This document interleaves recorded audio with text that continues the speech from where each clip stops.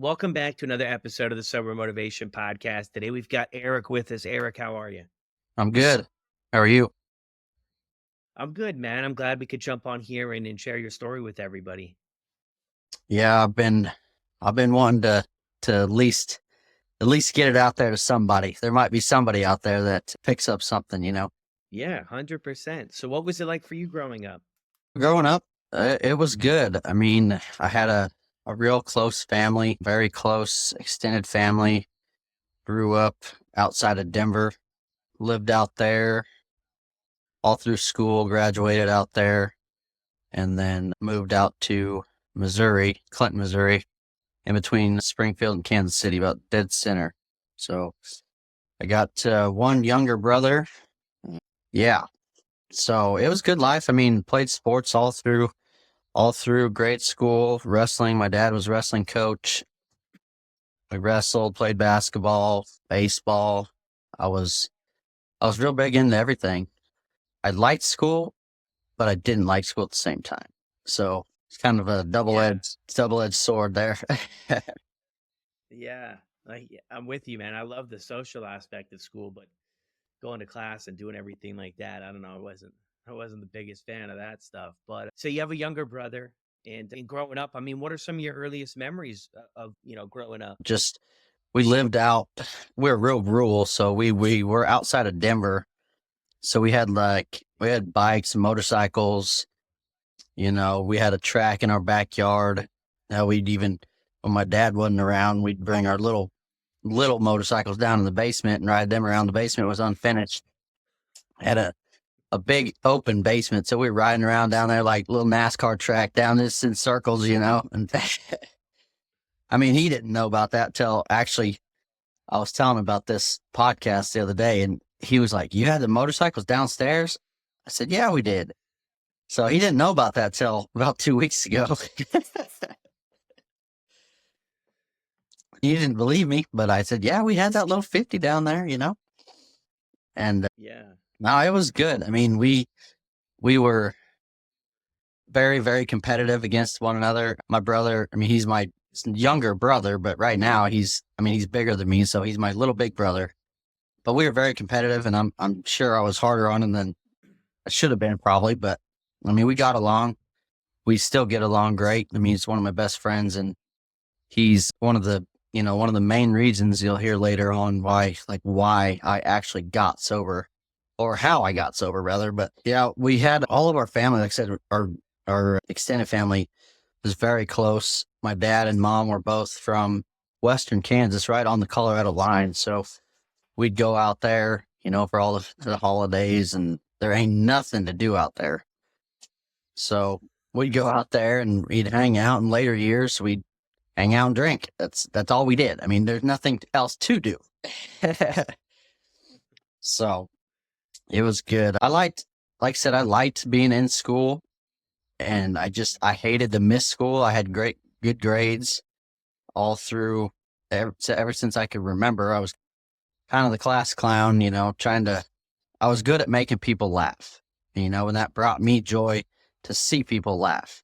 So, and still today, I really just love to make people laugh. I feel like I'm good at it. It just, positive attitude all the time. I loved it. And my mom passed away from unexpected cancer when I was 15. And that's kind of when my life went downhill. And I discovered, What is that when you started drinking? yeah, that's when I had drank before that, I think. Yeah. No, I think my first time, well, my first time having a beer or something.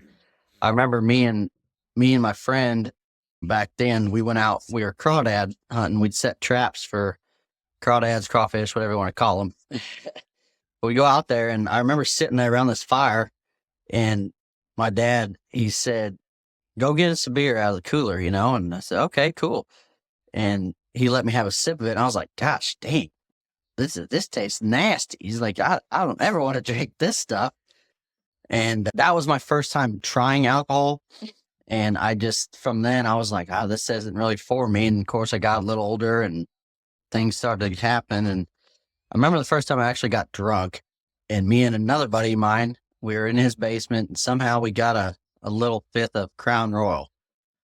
And I mean, I don't know about you, but Crown Royal's probably not the best choice to get drunk the first time. I mean, I vaguely remember, getting drunk, but I do remember just sitting there like, what is going on? And then I thought, Yeah. I don't really feel nothing until I fell off my bar stool and landed straight on my head, and then realized, well, I didn't really feel that either. And then, of course, the next day felt like garbage, and thought that was probably not do that again for a little while at least. That was Yeah. my first time getting drunk. Yeah. Fell off the bar stool. Didn't feel that either. Hey, going back to, when you sent me the notes before at 15, your mom passed away from cancer there.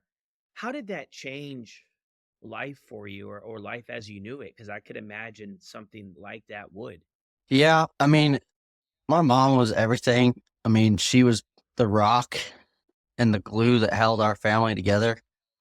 And, I was, like I said, at the time I was 15, and I mean, that was hard to go through, just dealing with the emptiness, the sadness, and then later on the anger that came from her being gone, and I went through a lot of years of life, being mad at God. And, I never understood. I still never understand it, but I mean, we never will. But I just, I turned to alcohol because it made those feelings go away for a little bit, and like I said, and about the going back to school, I had perfect attendance through all my high school, and except for 1 week I missed because, of her funeral.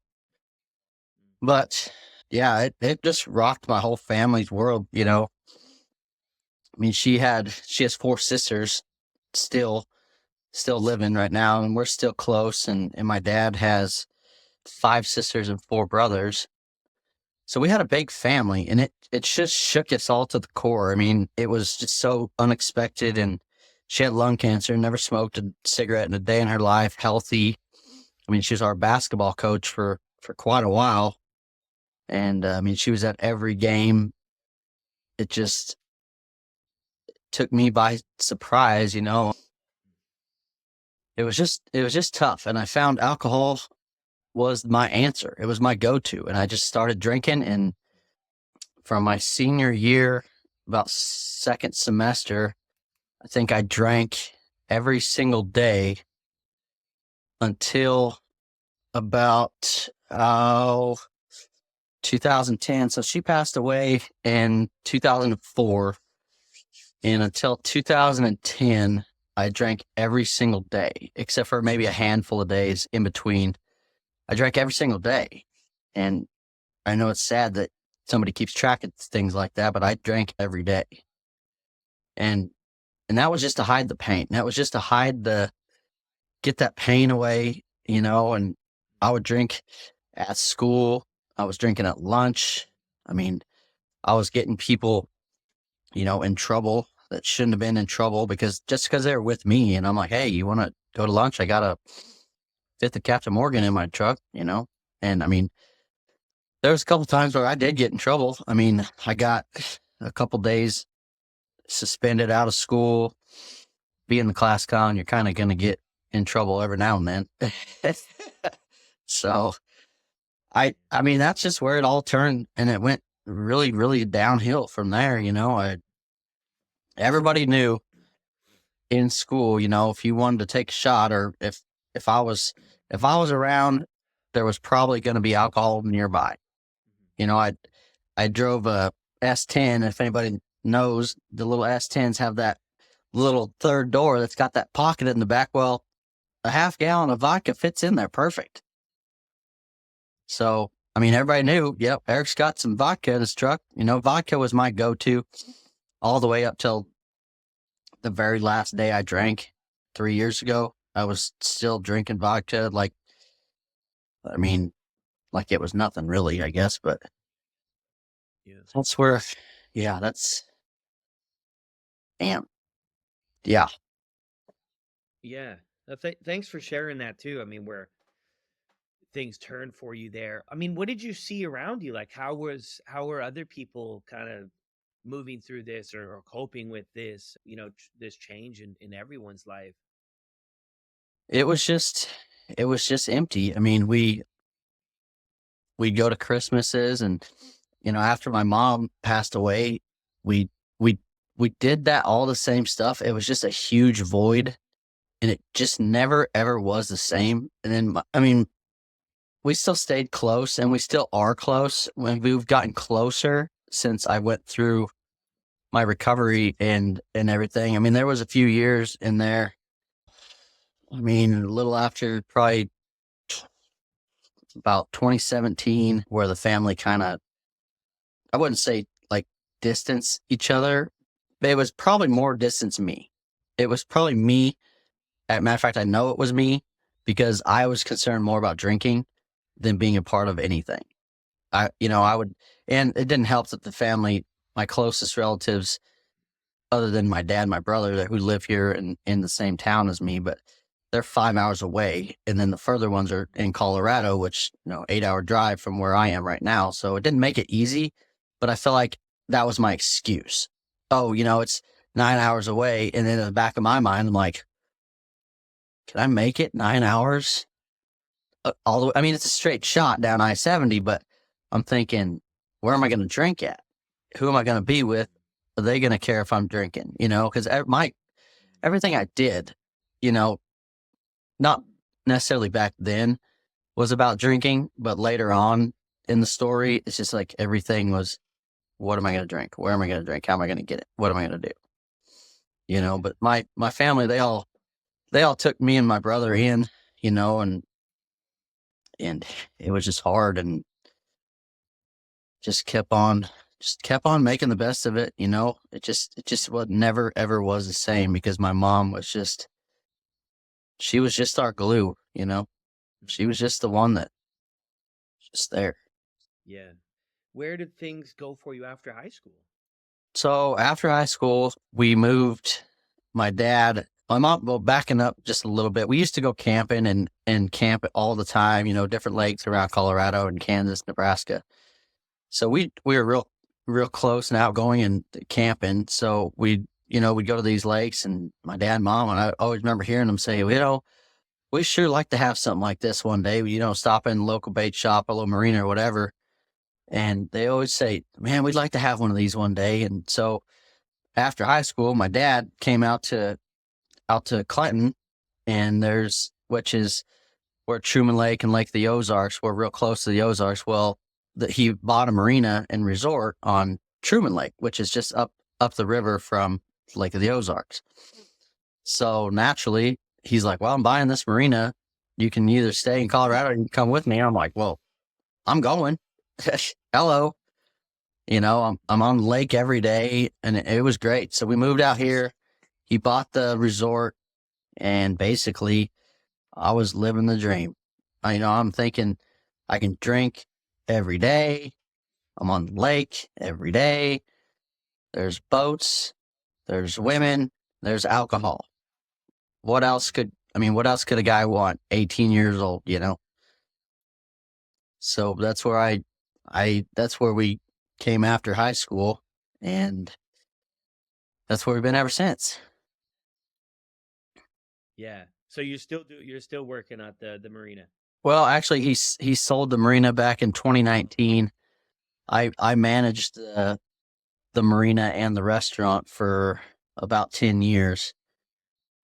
So did that for quite a while, and now I'm working at the Did you post office. Yeah, that's right. That's right. Did your younger brother work there too or no? Yeah, he came out with us, of course. He started school here, so he was a freshman when we moved here. So he got to go through his high school years here. But yeah, he worked here as a dock hand during the summer, and then he later on moved. He worked a little bit longer, and then he decided to go. He was a welder. He went to welding school, and now he's a very, very good welder. One of the best we have in town here, for sure. But Wow. So how did things move forward with your drinking career while you're, I mean, you just, it's kind of a perfect storm you just laid out there, right? Pretty much so. For this It career, right? So yeah, did it things was. ramp up for you here?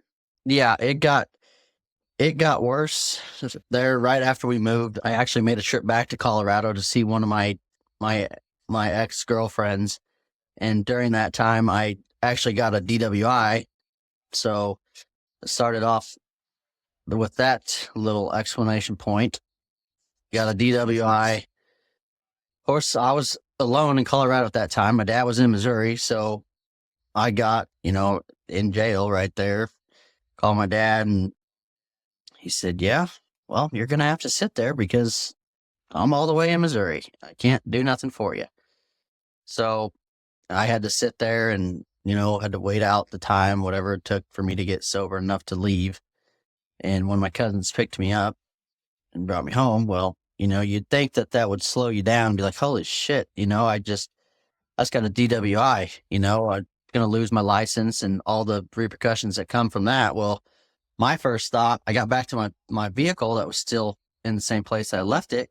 And I saw 3 unopened beers in the front seat. I'm like, okay, it's Colorado. I think it was, dang, I don't know. It was cold. So it might've been October, and them beers are still cold. Well, I cracked them open and started drinking again. So I didn't skip a beat. You'd think that'd make the normal person slow down and think, what's going to happen to you now? Well, I didn't skip a beat. I just started drinking. So I stayed there for those 3 months. I had to go to court, in and out of court. Ended up losing my license for a year and did all the stuff that comes along with that. Came back to Missouri, got my license back. And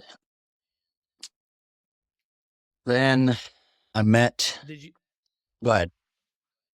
did you have any thoughts during this time? I mean, it doesn't sound like it, but that alcohol was causing some chaos in your life, or no? I mean, looking back, no, not really. I thought, I got a DWI. That's not good, but it could be worse, I guess. I was thinking, I usually am trying to be the positive thinker, it could have been worse. I could have wrecked, could have done this, could have done that. So in my eyes, I'm like, well, you got a DWI, you lost your license. Now what are you gonna do? But I didn't really think at that point that I was having, like, I had a problem yet. So I just kept on my normal life. I didn't skip a beat. I didn't even let it affect me at all, really. Yeah. How are you feeling emotionally, like, throughout this time in your life? Do you get little glimpses of, like, how things actually are, or is it just like the goal is just to stay, keep drinking all the time so that maybe can try to avoid that other stuff? I I mean, yeah, I guess I was thinking that I needed to probably do something different. But I mean, back then, like I said, 18 years old, I really didn't care, I guess. You know, I I Yeah. just wanted to I just wanted to have fun. So I came back shortly after I got my course up to Missouri again, and then I met which is my second ex-wife. So there's a interesting timeline there, but I was with her for quite a while, and this, mind you, I've still been drinking every day. Met her, she didn't drink much, but we didn't drink together. We didn't. We went out partying once in a while, and I mean, she wasn't a big drinker, but I was, and she knew that I drank, and she didn't know how much I drank because I was hiding it from her and everybody. But we got into a health and wellness company, network marketing company, and we did quite well for quite a while. And I actually quit drinking for a while because I quit drinking for 8 months. I was like, okay, obviously I didn't have a problem because I quit drinking with no trouble. I didn't even mean to quit drinking. I just kind of got healthy and it just went hand in hand. I didn't drink alcohol anymore. Yeah. And through that How company, old were you then? Oh, I was 20. Okay. So I was 20 at that time. We had got through the company, we had got earned a free cruise, 7 night or 7 day Caribbean cruise. And on the first day, we were sitting there in the atrium or whatever, sitting at the bar, just taking it all in kind of. And I'd been on several cruises before that, but I'm like, you think we ought to get a drink and celebrate while we're here? You know, like what we did. And in my mind, I'm like, is this okay or not? You know? And back then I was like, yeah, it's fine. It's cool. Well, from that day till I quit, I drank every day, every single day. So that was back on the roller coaster. I punched my ticket again. I got right back on it. And it was just, it was crazy. And it was just like, I never quit. I never quit. It was just like, I never quit. Yeah. Well, that's quite the turn of events, going from drinking and then jumping into the wellness thing there. Yeah. Yeah. I've Yeah. talked about I two mean, ends of the spectrum. yeah. I mean, a lot of people share that, right? Like you get some time of not drinking and then the wheels start turning again, right? Like, of course, like I can get back to this just being normal, or I can just, it'll just be a one off and I'll get back to things. And a lot of people share with that, but it's so interesting, right? Because a lot of people who share that, they also share the next sentence that you talked about there. Man, it was right back to where it was 8 months ago. And then usually gets worse over time, right? The longer we stick around. Yep. Yep.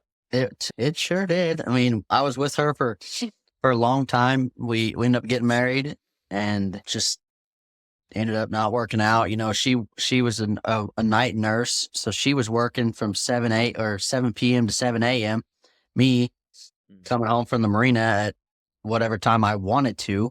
You know, I didn't have any rules. I didn't have any responsibility when I got home. I came home, I got drunk and passed out on the couch, and she never knew because I was gone by the time. Well, she knew because she was very smart. She's not dumb by any means. I mean, everybody knows. You think they don't know, but they do know. They just don't know the extent of what you're doing. So anyway, her working nights made it easy for me to drink, and I didn't have to do anything. You know, being at the marina, people would say, "Hey, come up to a camper after work, or stop by and have a beer." And we have 100 campsites, and by the time I make it to 3 of them, I'm already cross-eyed, and I end up waking up in the gravel.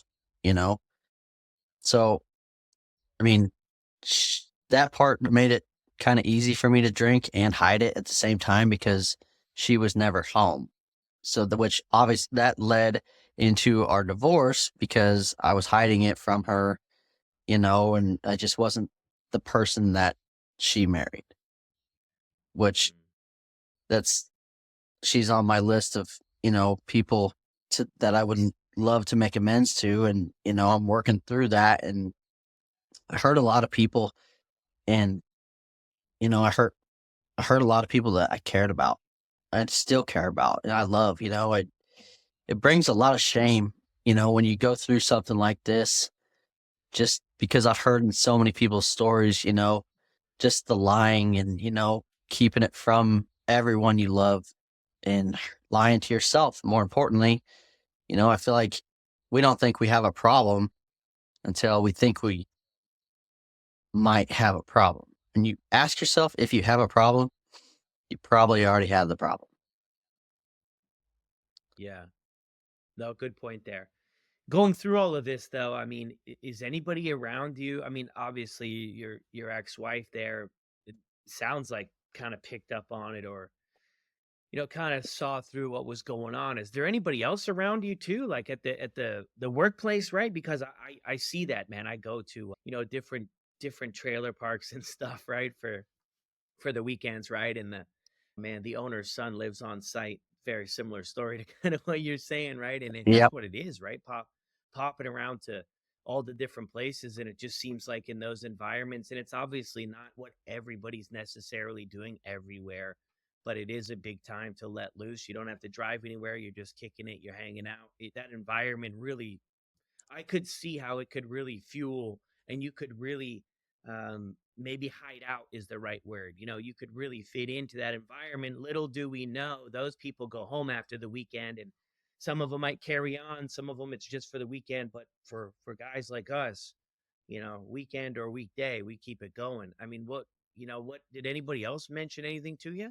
Yeah, I mean, there was times where, people would say, "Hey, you probably ought to slow down." And I met a lot of good people there at the marina, and a lot of old timers that been around the block a time or two. And I had one especially close buddy of mine. He recently passed. Well, I say recently, I think 5 years ago, but he was one that I thought of as another grandfather figure to me.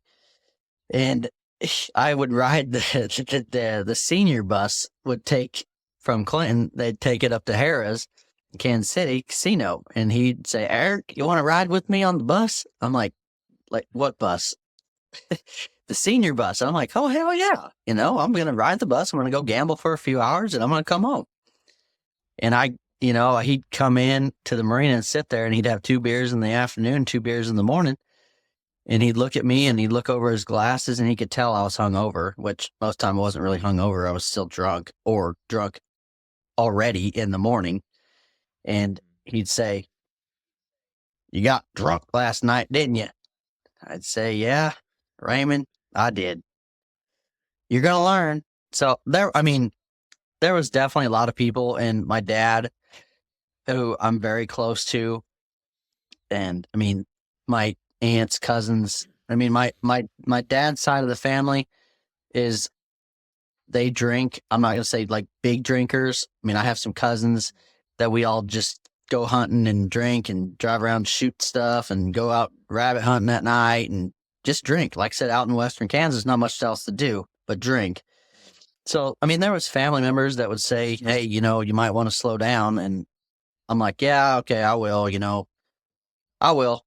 I will. It'll be all right." That was my line. "It'll be all right." Yeah.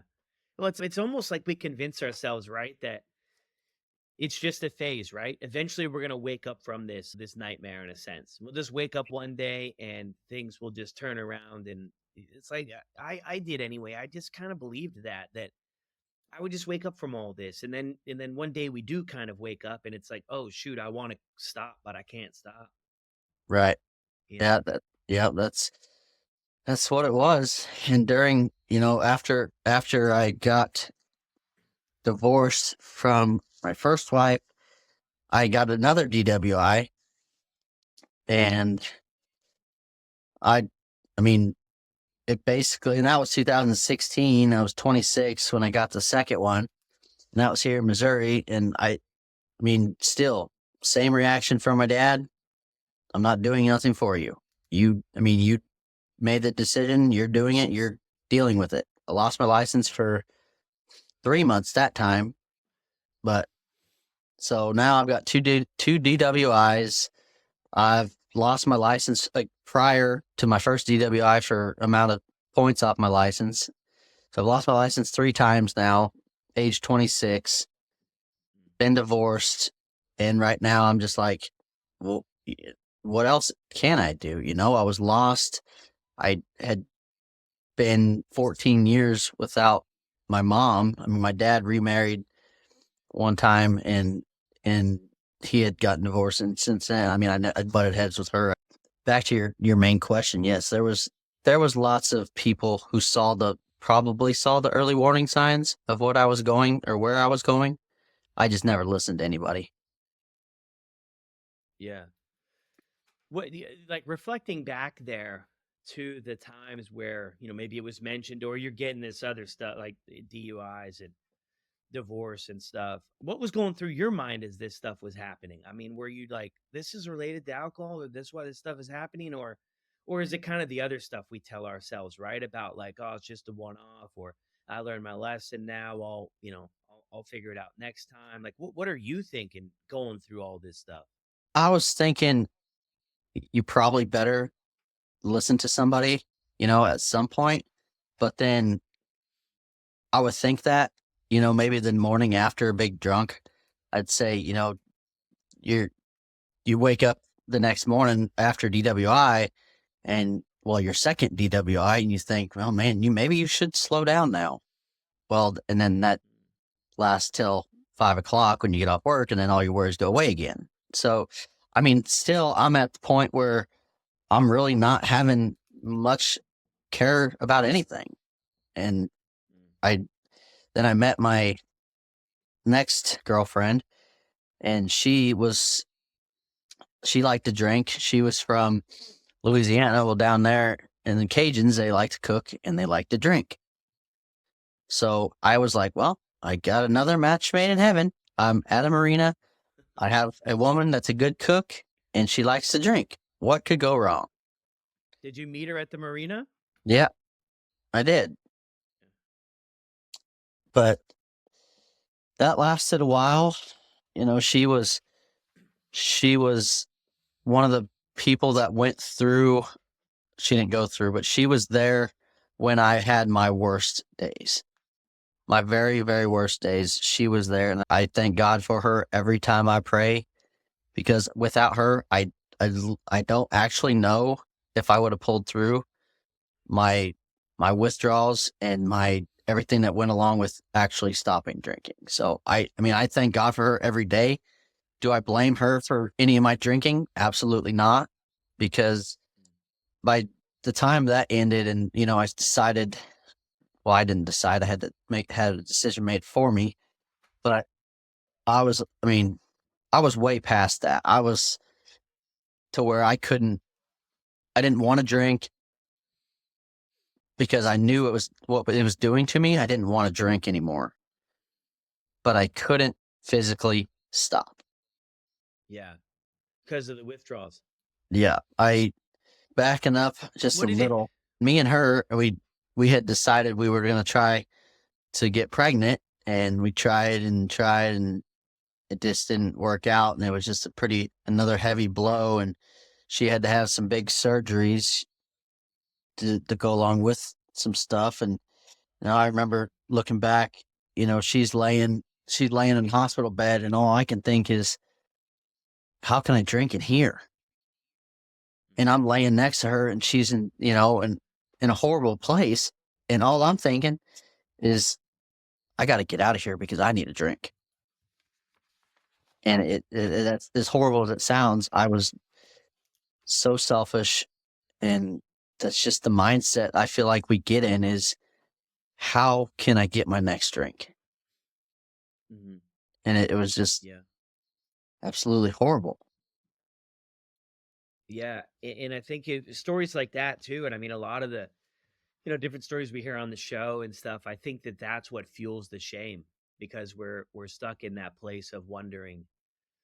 Obviously, that this is important to be here, but you're also battling this addiction thing on the other side, right? So it's like picking between your between drinking or being there, and it's like you can't be both places, right? And then that adds to the shame to be like, well, I used to go through that cycle all the time. Well, I'm a bad person and I just can't get it right. But I always looked back, man, when I was having those really, really difficult, tough moments in my life, asking myself that $1,000,000 question, like, how did one drink at one party or one drug end me up here? Like, how in the heck did this happen? And time just seems to have flown by. And here I am with this wanting nothing more than to quit, but not being able to. And it's a really difficult spot to be in. What were you going through at the end? And I mean, are you close in your story here to quitting? Yeah, we're getting pretty close. I mean, me and her kind of decided, you know, I was at the point where I was drinking way too much, drinking vodka from when I woke up to when I went to sleep. You know, I would hide it and she would find it. I would hide it, she wouldn't find it. I would hide it and I wouldn't find it because I forget where I hid it, you know, and I was at the point to where I'm drinking and I'm trying to plan my next drink before I even drink what I have. You know, I'm trying to plan out my next morning. Well, am I going to have enough to get through my morning? You know, which is, looking back, is just absolutely ridiculous. And I was, you know, hiding vodka bottles in the seat backs of my pickup and underneath the seats, little shooter bottles in my work gloves. I mean, just things that you just looking back, you're just like, man. So I I finally, I didn't have a problem actually physically quitting drinking because I feel like I have a lot of willpower, but I quit drinking. I told her, I'm like, I'm done. I'm done drinking. That's it. So I made it. First day was great. Second day was great. Third day was great. Fourth day, I'm like, holy cow, I'm doing this. I just quit drinking and I've drank every day since I was in high school. And then the fifth day, I'm sitting on my couch and I'm looking around and I'm just seeing things, hearing things. And I'm like, what in the hell is going on now? I was having like visual and like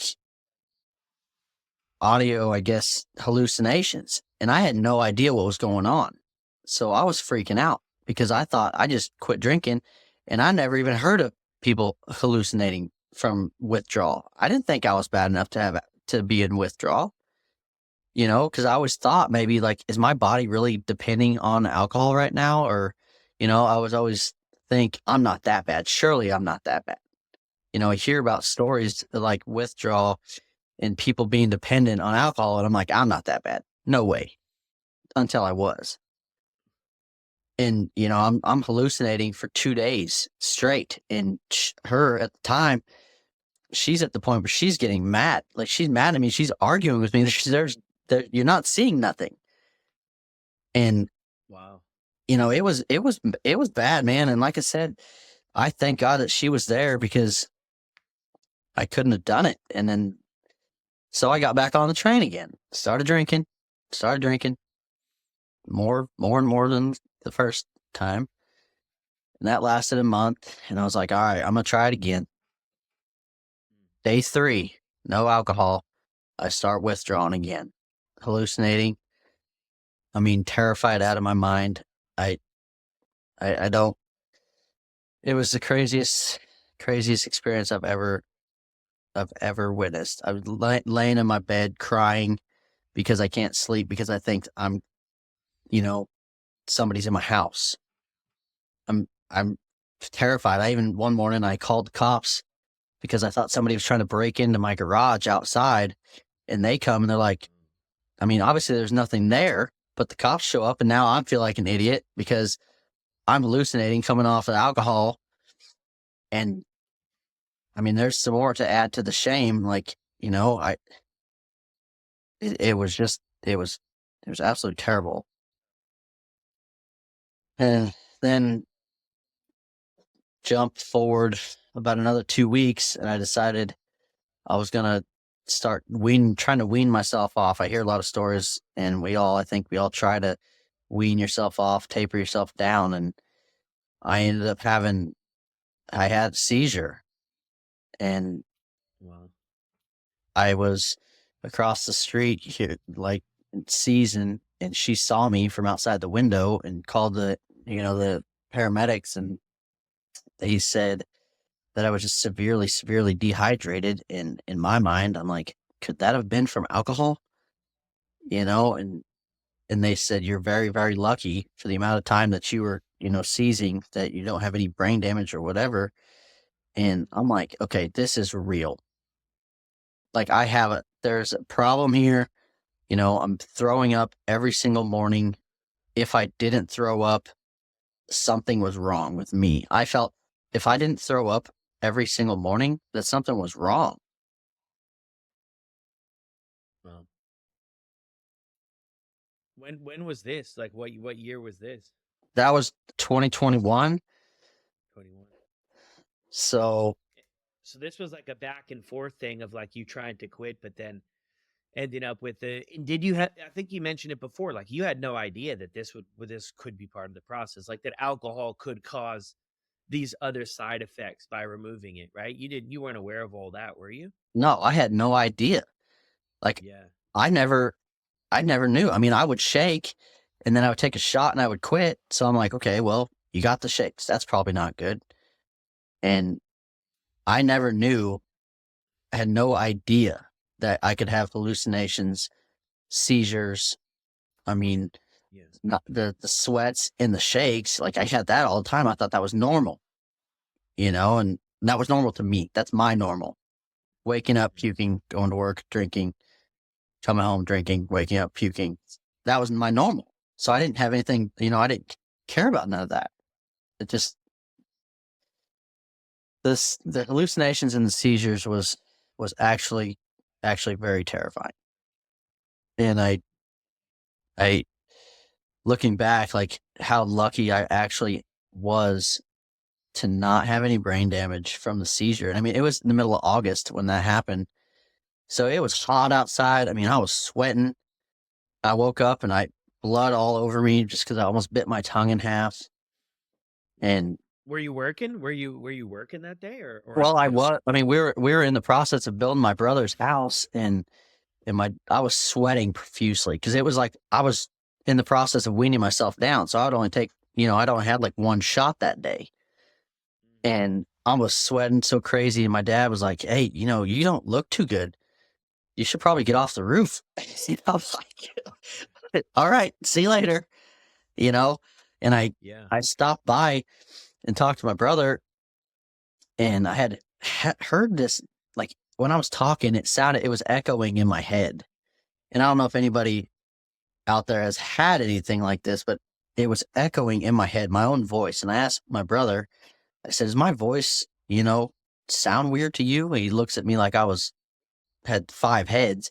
He's like, "No, are you okay?" I'm like, "I don't know, but I got to go home." And that day is when I had that seizure. So Wow. that, I mean, I don't know what brought that on, but it was, not good. Yeah. Oh, what? Well, think you probably got a pretty good idea, don't you? Not drinking as much as you were drinking. Yeah, that's exactly it. Like I knew it was from the alcohol. I couldn't, my body physically needed it. And I mean, that was it. And my ex's birthday was September 5th. So we had a big old cookout, and I mean, I don't remember the cookout, don't remember any of it. And the next night, maybe afternoon, I was still drunk throughout that whole day after her birthday. And then the next memory I have is sitting in the front seat of my dad's pickup with my brother and my dad and in there, and we're driving around, and they basically pulled over and they said, "Eric, you're getting help." And instantly, that hit me like a brick, I mean, finally, finally, I admitted to myself, you have a problem. Mm. So they picked me up. Like I said, I don't know exactly where they picked me up, but all I know is they said, "You're getting on a plane and you're going down to Florida to a rehab." They said, "Will you go for us?" And I mean, I couldn't say no. I wanted to quit, and I knew if I quit again by myself, I couldn't do it. Like I could quit physically, but I was so terrified of those hallucinations. I was so scared that I didn't want to go through that again because I was scared that I would either hurt myself or I would either hurt someone thinking that I'm hallucinating. I have no idea what I'm doing. So Yeah. at that point, I didn't even care about drinking to get drunk. I didn't even get drunk for like a month. I was just drinking to give my body what it needed. Mm. And then I agreed. I went to down in Florida in Port St. Lucie, and I spent 7 days in a rehab down there. And I told myself on the way there, well, I was drinking before they picked me up. I figured I might as well get one last hoorah before it went, Yeah. before I went to where the unknown. Cause I was always the person, the stereotype is, "Oh my God, you went to rehab. You must have been really messed up." But Yeah. I didn't want to go, but I knew I couldn't do it alone. And I mean, I feel like if there's anything that somebody can take from trying to get sober or be sober is you don't have to be alone. You don't have to. You can ask for help, and it's no shame. I mean, I was one of the most shameful people there was, probably. I still am. I carry a lot of shame every day. And but I'm so thankful they picked me up. They saved my life that day. And so thankful. What day was that? Sorry, I missed that part. September 7th was my sober date, 2021. Wow. And I've been, 21. yeah, So okay. So did they know about the hallucinations and stuff for you when you were trying to quit or no? They didn't no, know about that. they didn't. And they had no idea. It wasn't until Yeah. I went to a therapy session after I got out of rehab, and I went with my dad to therapy, and I told him, I said, Dad, I was hallucinating all day, and we were working. I was working with him, construction, and I was hallucinating all day. And he had no idea. He had no idea. So you go for this 7 days. So this is a detox Yeah, program for you, medical detox, probably supervised, right? yeah. And how did you find that experience differ from doing it on your own? I knew that there was going to be medication to where I wouldn't have the hallucinations, and if I did, then I was supervised. You know what I mean? I was in a safe place. I wasn't going to hurt anybody. I was fine. I was seeing doctors 3 times a day, psychiatrists, everything. And I feel like I'm so glad I went there. I mean, looking back, I don't know what I would have done, you know, without going there. Yeah. Well, that's the thing too. I think that's why your message there is so important about getting help and support. Yeah, I would, if you're on the fence or if you just don't think you can do it, if you've had the shit scared out of you from hallucinations and you're scared, don't be, because they can help you. And Yeah. like I said, I was more scared in my entire life. But looking back on that hallucination deal, like I was prepared. There was one portion of that where I literally was prepared to die because what was happening, I was going to die. I told her at the time, I said, tell my dad what happened to me because I thought I was going to die. And, I was looking back at doing just some, I know Google, but I was seeing different things and animals and I was being basically constricted by a snake. And I looked in Google, snake as far as like spirits and I don't have the exact term analogy or whatever it said, but a snake, if you see a snake, it's metaphorically a big event is coming where you're shedding your old self to prepare for a new self, as a snake would do. So looking back from that happening, the most terrified I've ever been shows me a good new future. So that had to happen. In my mind, that happening was a good thing because it showed me it was for a purpose. I shed that old life and now I haven't taken a drink since 3 years sober, and just craziness to me. I mean, Yeah. gives me chills. Yeah. So I mean, how does this all go from there, right? Because I mean, that's incredible, right? For 3 years. I mean, what a beautiful thing from where you were with life, and I mean, how you've been living for a long time. How do you start to get engaged in the healing process when you're not drinking, right? Because you take away that the drinking, it of course causes a ton of problems in our life, but you have other events in your life, right?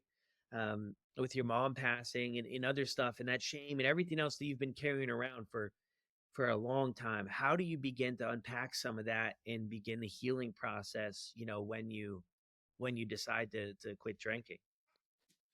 Yeah. So, like I said, I spent all these years, being mad at God for taking my mom. I spent all those years just absolutely pissed off at God for doing that to me. Why would you do that to me? Why? And then I hear, a lot of stories of the same thing happening. We're all mad at what happened and why? We question God. And, it took me till coming home on that flight home to forgive God. I forgave him for what he did to me, and that took a big weight off my shoulders. I mean,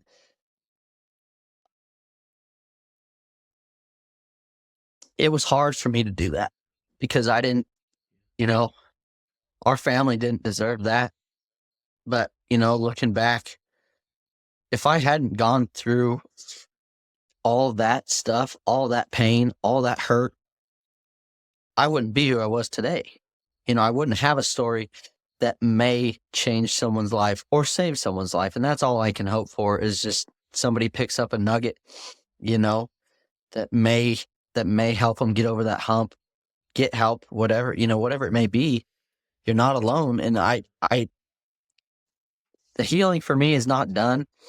I mean, I still carry shame. I found after I got back from rehab, me and we parted ways, and we still chit chat from now and then. She's still a big support, and like I said, I'm thankful for her. But I ended up being my next ex-wife. But I'd known her for a long time, and we had a child together, and the plan. I mean, we got married, and we wanted to have children, and we tried, and the first time didn't really end up how we would have wanted. But we have a beautiful son, Dexter, and he was born May 5th, 2023. And I mean, he's my new reason for staying sober. I mean, every day, I'm not going to sit here, Brad, and tell you that every day I don't want to have a drink because I do, but I look at him and I see what God gave me for taking my mom. He replaced with him, and everything happens for a reason. I'm a firm believer in that. And every day when I want to drink because I had a hard day or just because I want that feeling again, I look at him and he's enough. I mean, there ain't nothing in the world that's going to make me drink. Yeah. So Beautiful, man.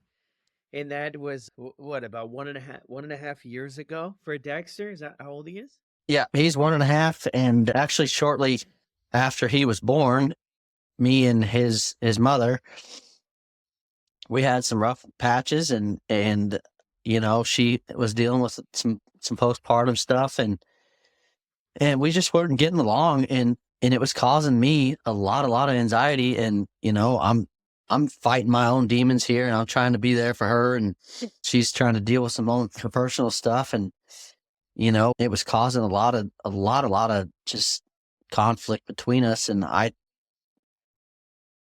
chose to stay sober and we kind of split ways and we had recently got divorced and we still talk every day. We try to make things better and we're making it work for Dexter and I chose to be sober and that's another deal that adds to my shame, that my past led to that and I carry that and it's pretty heavy. My past is having an effect on his life already and I'm not going to let that happen. So I'm going to work my ass off to do something about that. But Yeah, 100%. How do you feel about yourself now? I mean, you've kind of went back and forth too, which is completely understandable about, still in the healing process, which I think, all of us are in our own way throughout this, right? We can't turn decades around overnight. It takes time. What have been some of the really good things that have happened to your life, in your life, while on this journey in the last couple years, 3 so years? I started going to AA. I've met a lot of great people. I go to a group. My home group, I guess, would be in about 35 minutes away up in Harrisonville. But I've started going to AA. I really like that. You know, I feel it's a good place to go after a hard day, just to open up, get it off your chest, whatever. You know, somebody's going to relate. You're going to relate. And I met a lot of good people in there. I started going to CR. We have a great Celebrate Recovery here in Clinton. I've been going there ever since I got sober. And, you know, it took me almost 3 years to walk up onto that stage and you know, and hit my knees and give it to God. And 3 years it took me, and I had cried like a baby. But it was so liberating to you know, to be up there. And every time I walk through those doors of that place, I get chills, you know, and that's something's tugging at me, you know, something's there. It's there. It's just, and you know, you go into those CRs and you see the people, you know, old, young, and you know what they've been through. You know, there's people there that, you know, have given their life to try to get sober and just can't get over that hump, you know. And I mean, it's a big thing that I would think is just huge, is no matter how many times you fail, you know, I would rather fail 100 times than than fail to even try. You know, I just, you gotta try. And if you don't try, you won't fail. Yeah. Fail forward, right? Fail Keep forward. moving forward. I love that, man. So you plugged into a couple communities. You know, I used to love Celebrate Recovery too. Many moons ago, I used to really connect with the community aspect part of it, and it, you know, the different formats that the groups offer. Beautiful, man. Huge congrats, Eric, on everything, man. And you know, I really appreciate the, you know, the part of your story where it's like you're still writing it. You're still a work in progress. You know, as we all are. I think some of us are more aware than maybe others at different points in their journey, that there's a long way to go, that drinking is not going to, you know, fix anything or do any of that stuff for us. I mean, you've broken down that barrier, and just what incredible progress, man. And doing it, you know, having your son as, you know, motivation and inspiration is beautiful. It was really beautiful just to show, I think, the next generations the best we can. I mean, we can't, you know, ultimately as parents, we can't control, you know, what's to come, right? Or what they're going to go. But I think what we can do is we can set an example that's okay for conversation and for struggle. And I don't know if you had that. I reflect back sort of on, you know, my journey, and that probably was available, but I just didn't know how to do it. I didn't know how to talk to people around me, my parents or anything. They were great. They were incredible. But I didn't know how to talk with them about stuff I was struggling with. I had no Right. idea. And it took a long time to learn that. I'm thinking of somebody listening to the episode, Eric, that's stuck up in you know, stuck somewhere in the middle here with trying to figure it out, and trying to get on track for things. I mean, what from your own journey would you share with them to help them keep going? Just don't give up, because you never know what's around the corner. You never know what you might hear at that next meeting or at the next Celebrate Recovery, or you never know what little someone may reach out to you, may see what you're doing. You know, like through my journey, I've had a lot of people that come out of the woodwork that support me, that say, "Hey, I've seen you on Facebook," and keep going. You know, a lot of people I used to work with and I work with now, like, have had a huge impact in my recovery, because they're seeing me and they're reaching out to me like, "Hey, Eric, you know, what could I do? What could I do to maybe stop drinking? What did you do instead of drinking?" You know, I've had people reach out to me that I haven't talked to in years. And you know, and that to me is just keep moving, because people are watching you. You know, if you can do it, they can do it. You're giving them hope. And I feel like hope is probably one of the biggest things in recovery. I've got getting chills right now. Gosh dang it.